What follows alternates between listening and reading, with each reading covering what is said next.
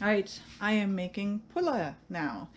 And pulla has many same ingredients as haska, except it uses cardamom instead of fruit. It uses slightly fewer eggs, little more dairy. Actually, it uses cream. And you can use milk, heavy cream, heavy cream mixed with whey if you need to. It's pretty forgiving. The cream is going to give it the tenderest, but if you only have heavy cream, you need to dilute it a little. You could go ahead and do that. So we've got our eggs, our cream, our salt, a little less salt, butter, sugar, yeast and water doing some percolating, and our flour. So while you can use ground cardamom that you buy at the store, it's not going to be as flavorful as if you grind it yourself. So I get actual cardamom seeds. Some people will get the pods and then, you know, take the seeds out and then grind them.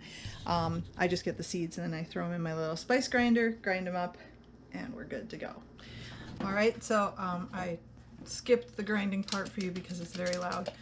So here's my ground. They're more coarsely ground than they would be if you bought commercially ground, but I like it that way. Like some of the other enriched sweetbreads out there, you want to make sure that you add the butter at the right time, which will be after you've added some of the flour. This is a step that I got wrong a lot when I was learning how to make this. And you know, it'll still work out if you add it too soon or too late, but it works best if you add it at the right moment.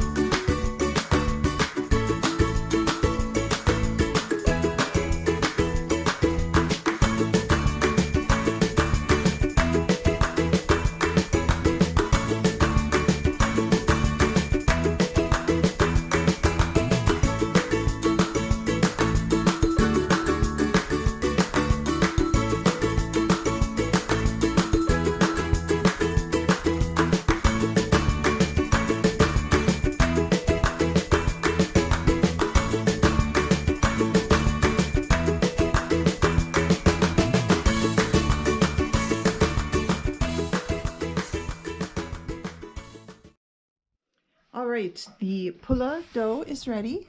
Look at it, it's beautiful. So this is going to make 6 loaves, and each loaf will be a braid. So I have to cut it into 6 pieces, which will then be cut into 3 pieces and braided and thrown on a tray. That tray will be greased with shortening. I've done shortening, I've done grease and flour. I've done flour, and really greasing is the best unless you're going to use parchment paper, which I really don't care to do because it feels very wasteful. So yeah, so I'm going to grease those, then I'll split up the dough and start shaping it, and it will rest and then it will bake.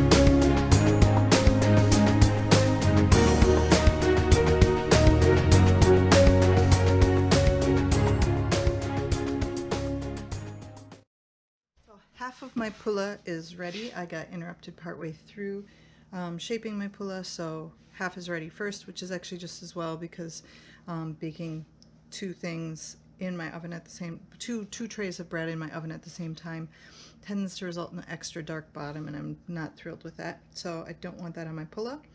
So I'm going to brush these with egg wash and then sprinkle with Zucker, pearl sugar, and then the first one will go in the oven.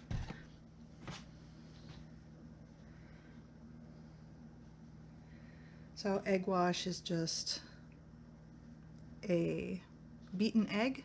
You can add water if you need your egg to go a little bit farther, if you're doing a lot of cooking and you really only want to use one egg this way.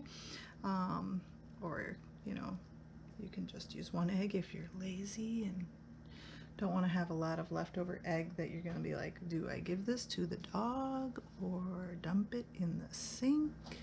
If you're having trouble with your pulla ending up extra dark, you might want to turn down your oven. Breads with a lot of milk in them can darken a little bit more, and so they end up burned on the bottom when the rest of it's not quite done.